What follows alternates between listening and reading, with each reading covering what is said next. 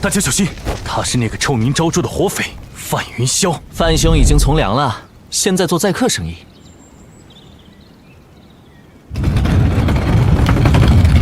上船吧。这位秦博士的路子也太野了。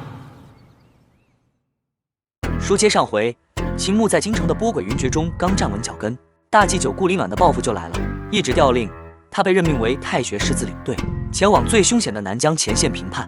分配给他的是一支由沈万云、云缺和尚、岳青红和司云香等老熟人组成的队伍，实力平平，被私下讥讽为必死小队。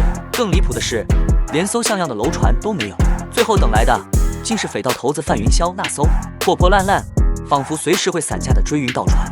尽管这艘破船飞行起来速度惊人，一路叮当作响，零件乱飞，甚至船上匪徒们画上去的刺青都被雨水冲花，闹出不少笑话，但终究是将他们快速送达了前线永江边的利州府。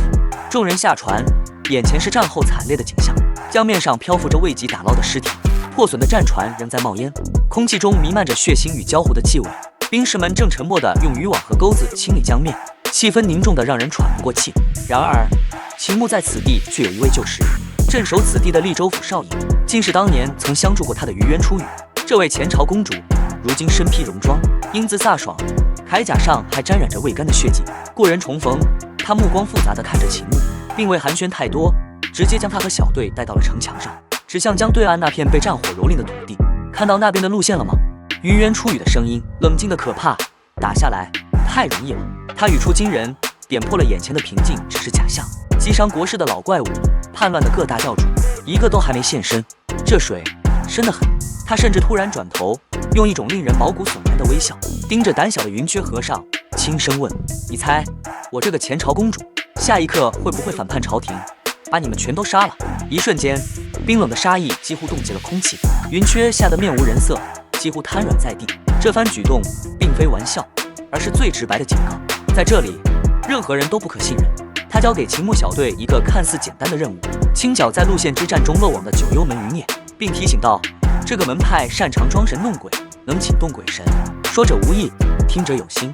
装神弄鬼四个字像一道闪电劈中了秦牧，他立刻回想起在天禄楼看过的两门极其冷僻的法术——千魂引和调鬼遣神符字令。强烈的危机感驱使着他立刻投入到对这两门法术的研究中。这一研究让他惊出一身冷汗。通过对比两种法术中相似的符文结构，秦牧凭借过人的悟性发现，朝廷收藏的版本中多处关键符文竟是错误的。这显然是那些门派不甘心交出核心传承而做的手脚。一个可怕的念头在他脑中成型：九幽门很可能是在诈死。快，立刻通知少尹，全军戒严，把所有埋掉的九幽门弟子尸体全部挖出来烧掉。秦牧抓住一名军士，厉声下令。然而他的预警还是晚了一步，他的话音还未落，一阵古老、空灵而又诡异的歌谣似有似无地从江心飘来。这歌声不似人声，更像来自九幽地府的呼唤。众人循声望去，只见江心一处漂浮的桅杆上站着一名头戴草帽的道人，他双臂挥舞，无数散发着彩绿光芒的符文如同有生命的毒蛇，在空中扭动扩散。霎时间，风云变色，原本晴朗的天空被不知从何而来的浓重黑雾迅速吞噬，阳光被彻底隔绝，白昼沦为伸手不见五指的黑夜，只有一轮如同被墨浸染的暗淡的日晕提示着时间。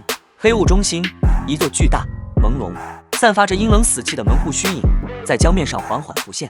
与此同时，城外不远处的鹿山传来巨响，山体崩裂。紧接着，县城的西城门处传来了守军凄厉的惨叫和兵刃交击之声。复活了，死人，死人复活了！在所有人惊骇欲绝的目光中，一幕噩梦般的场景上演了。一具具本应被埋葬的尸体，此刻正从坟墓中爬出，从鹿山的方向涌来，冲破了城门。他们有的脖子只剩一层皮连着脑袋，有的胸口破开大洞，有的缺胳膊少腿，浑身泥土与血污混杂，面色清白，眼神空洞，却挥舞着兵器，疯狂地攻击任何活物。他们真的活过来了！整个路线瞬间陷入了彻底的混乱和绝望。这些活尸感觉不到疼痛，无畏无惧，断了头还能自己捡起来夹在腋下继续战斗。甚至那孤零零的头颅还能张口呼喊：快来人，这里有几条漏网之鱼。这违背常理、亵渎生死的恐怖景象，足以让最勇敢的战士心智崩溃。严康军队擅长的合击战阵被瞬间冲散，在黑暗和混乱中，士兵们各自为战，完全不是这些诡异存在的对手，几乎是一面倒的屠杀。秦牧心沉到了谷底，他知道承守不住。细城，走东门。他当机立断，声音在喧嚣的战场上却异常清晰。他带着小队成员胡灵儿和龙麒麟，在东城门即将被攻破的最后一刻，杀出一条血路，冲入了城外的黑暗之中。然而，城外也并非生路，黑雾弥漫，能见度极低。江边不断有浑身湿漉漉的水鬼爬上岸，身后还有追兵。沈万云急中生智，用飞剑挖坑自埋，进行了一次成功的伏击，才暂时摆脱了追兵。在摸索前进中，他们看到了更诡异的一幕：一些复活的九幽门弟子，自身也在不停地吟唱，施展千魂印。秦牧立刻明白，这种复活需要持续施法维持，一旦停止，魂魄便会被拉回地府。当他们以为逃到埋尸的鹿山会相对安全时，山中却传来了另一种抑扬顿挫、充满祭祀感的吟唱。秦牧让众人留守，自己悄然潜入探查。眼前的一幕让他心头巨震，在山坳的隐蔽处，一个由森森白骨和骷髅头垒成的祭坛赫然在目，13名男女道人正围绕祭坛，催动着漂浮的复杂符宝，将一个个符文点亮在祭坛中央一尊八臂四脸、三眼怒睁的魔神雕像上。雕像身上的符文已亮起大半，散发出不祥的气息。红山派是已经灭门的红山派余孽。秦牧立刻认出了他们的来历，他瞬间想通了一切。九幽门诈死制造混乱，红山派则趁机召唤魔神，对方连太学世子抵达的时间都算准了。这是一场旨在覆灭延康国未来根基的精密阴谋。他迅速退回，将情况告知队友。13名神通者正在召唤魔神，不阻止他们，等魔神降临，我们都得死，整个利州都可能生灵涂炭。秦牧的目光扫过每一张紧张的脸，我们必须突袭，在他们完成仪式前杀掉他们。谁敢与我同去？绝境之下，勇气被激发。沈万云率先表态，岳青红兴奋地舔着嘴唇，连胆小的云缺也咬牙念了声佛号。司云香则默默握紧了剑柄，一场闪电般的突袭就此展开。胡灵儿和龙麒麟在右侧制造动静，吸引注意。就在对方心神微分的刹那，秦牧如一道鬼影，第一个悍然杀上祭坛，刀光乍现，战技横竖茫茫一线天，直接斩落一名道人头颅。战斗在方寸之间爆发，秦牧双刀翻飞，身形如风，将夜战连成风雨施展到极致，往往一招之间便结果一名敌人，狠辣果决。沈万云剑光如龙，云缺和尚施展大舞台印近身猛击，岳青红与狼奴空中地下配合无间，司云香更是身法诡异，掌力刚猛，招招致命。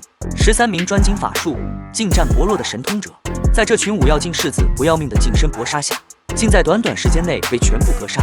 祭坛上横七竖八躺满尸体，可众人还来不及喘息，一声巨响从另一个方向传来，一道粗大的血光冲天而起，撕裂黑雾，伴随着滚滚雷霆，一股令人灵魂战栗的恐怖威压瞬间笼罩了天地。众人惊骇望去，只见远处一尊头生双脚、高达数百丈的四臂魔神已然降临世间。他的目光如同实质的雷电，扫过之处，山石树木尽皆化为齑粉，绝望如同冰冷的江水淹没了众人。就在这时，秦牧做出了那个堪称疯狂的决定：发衣服，快！众人一愣，随即反应过来，他们迅速剥下红山派弟子的衣物换上，拔起祭坛周围招魂的白帆，捡起那些复杂的符宝。秦牧甚至将那尊未激活的八臂魔神雕像牢牢捆在龙麒麟背上。他们要伪装成红山派的幸存者，带着这身伪装，他们试图绕道南疆返回江北，却在黑雾边缘与叛军的主力部队迎面撞上。数十艘旌旗招展的楼船遮天蔽日，无数奇形异兽盘旋飞舞，下方是步伐阵地、铠甲鲜明的叛军士兵，以及如同移动小山般的攻城巨兽。一支庞大的军队正开赴前线。一艘主舰上，一位气势不凡的将军目光如电，扫向了他们这几个形迹可疑的人。一名修为高达7星境界、能步步生莲的将领从天而降，落在他们面前，冷声质问：红山派弟子不战而逃，该当何罪？生死一线，考验的不仅是实力，更是极致与演技。秦牧瞬间进入状态，他躬身行礼，抬起头时，脸上已充满了悲愤与不甘，抗声道：将军，我们红山派已经尽力了，13个兄弟姐妹战死了7位，我们已经成功唤出了一尊魔神助战，非但无过，反而有功。我红山派已被灭门，难道将军要我们全部死绝，连最后一点根苗都不留吗？为了取信，他还当场催动元气，依照正确法门凝聚出一道符文，点亮了龙麒麟背上那尊雕像的一个基点。空中那位笑意将军似乎被这番声情并茂的表演打动，挥手道：红山派确有功劳，不必追究，放他们。众人心中刚升起一丝希望，那将军的话音却陡然一转，慢着，他嘴角勾起一抹令人不寒而栗的笑容，目光落在秦牧等人身上，悠悠下令：送他们去天波城，让他们在那里再为我军换出一尊魔神来。此言一出，秦牧小队所有人的心彻底沉入了无底深渊。他们本想金蝉脱壳，却不料被直接送进了龙潭虎穴的最深处。伪装的身份，此刻成了最致命的枷锁。前往叛军核心要塞天波城的命令，无异于一道催命符。新的绝境已然降临。